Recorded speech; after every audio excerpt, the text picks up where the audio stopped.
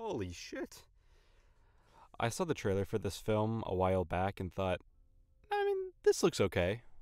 The first trailer was extremely vague and left me pretty confused. When the second longer trailer released, I was captivated, almost crying at the end of the trailer. Don't get it mixed. I'm not one for crying easily, so that was an extremely exciting sign. I told my parents that they may like it, so my parents, my girlfriend, and I went to the theater to see it. Let me say something before.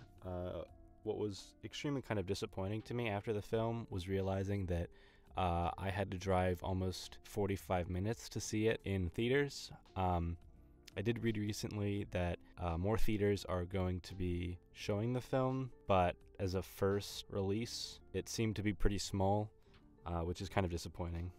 My mom watched the trailer in the car and said, "Oh boy, is this going to make me cry?" Little did we know how true that would be. Before I get to the review, I would like to say, yes, there are spoilers, but more importantly, my sweatshirt was absolutely soaked by the end of this thing. I got a picture from after the movie, which wasn't as bad as during that last scene, but you can tell. The Whale stars Brendan Frasier as Charlie, a morbidly obese English teacher who is given about a week to live. Already starting off the movie with a bang, are we? The movie centers around his connection with his friends and family for the last time. He tries to reach out and finally... My phone fell! He tries to reach out and finally see his daughter after almost a decade. He also recounts his time with his ex-boyfriend after Charlie left his wife. There's so much the story has to say and offer, and that's where I find myself so enthralled in it. I think one thing I'd like to mention is the idea that the movie isn't about fat phobia. It's about how addiction can ruin somebody's life, and this story just so happens to be using obesity as its means of telling that. Let it be known that the movie was originally a play by the same name. I think one of the problems people have with this movie is that they don't relate to Charlie, and I think the reason for that is because of personal experience. My girlfriend and I watched Everything Everywhere All at Once, and she, being raised under a strict Asian mother, deeply resonated with the movie. I sat there confused the entire time, but that's for another video. The Whale is the same way. People dealing with addiction are, in my eyes, the target audience. It doesn't matter if it's for food, alcohol, or gambling, it's all-encompassing. Let me also get this out of the way. I think the criticism of fat phobia and obesity discrimination are disingenuous for the film.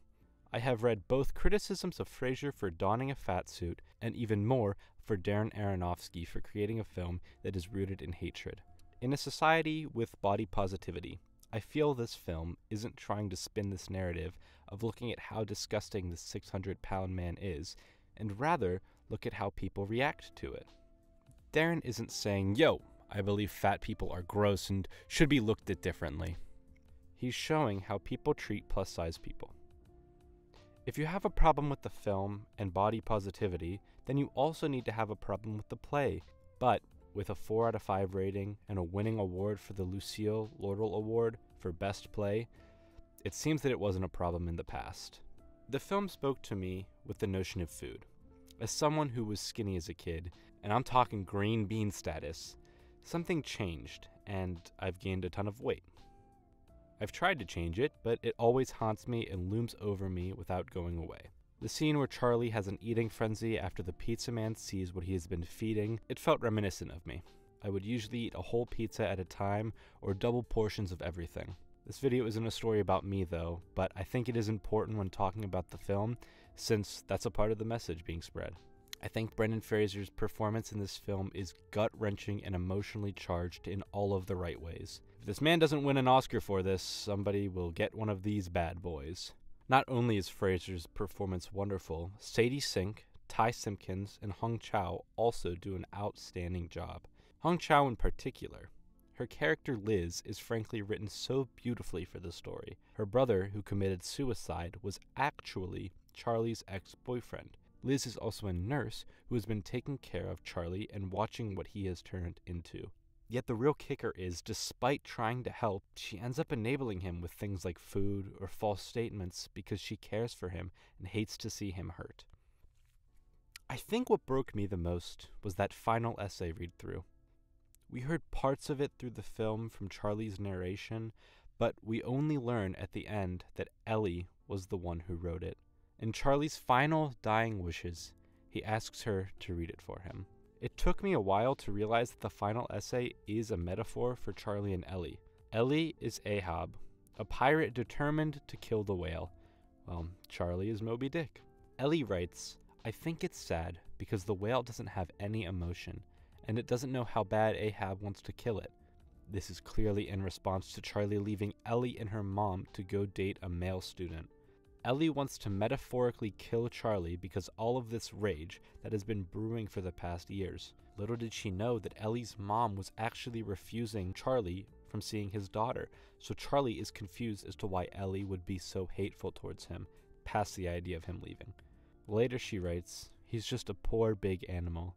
And I feel bad for Ahab as well, because he thinks that his life will be better if he can kill this whale, but in reality, it won't help him at all. Earlier in the film, it's discovered that Charlie has saved over $100,000 just to give to Ellie as sort of an "I'm sorry." This money could have been used to save Charlie from dying, but he is insistent in giving it to Ellie. Charlie, after meeting Ellie for the first time in a while, says that he will pay her to spend time with him. Seemingly, all Ellie wants is the money and help with her English papers, not really to bond with her estranged father. Once she realizes all of this money is in her name, there's a part of her that is waiting for his death just to cash it out. But what hurt her the most was that her father, who left, finally came back in her life and immediately was ripped away. When Charlie asked Ellie to read the essay, I broke down and cried for the rest of the film. I couldn't control it.